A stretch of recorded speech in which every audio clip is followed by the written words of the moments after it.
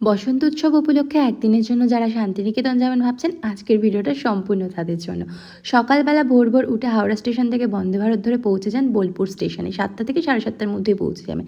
তারপর সর্বমঙ্গলা সুইটস থেকে একটু গরম গরম হিঙের কচুরি খেয়ে ব্রেকফাস্টে সেরে নিতে পারেন। তারপর ওখান থেকে গিয়ে নিজেদের পছন্দ মতো রিসর্টে চেক ইন করুন, একটু জিরিয়ে নিয়ে লাঞ্চ সেরে বেরিয়ে পড়বেন সোনাঝুরির উদ্দেশ্যে।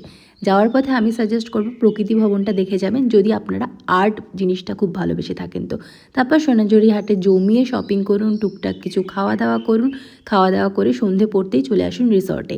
আমরা যে রিসর্টটা ছিলাম তার নাম হচ্ছে শান্তিনিকেতন রিট্রিট। এদের রুম ভাড়া স্টার্ট 3,500 টাকা পার হেড থেকে।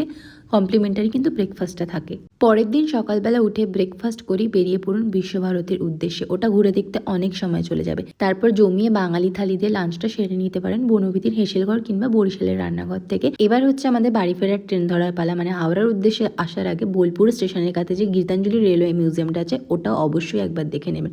আর ভিডিওটা কেমন লাগলো আমাদের জানাবেন। টাটা।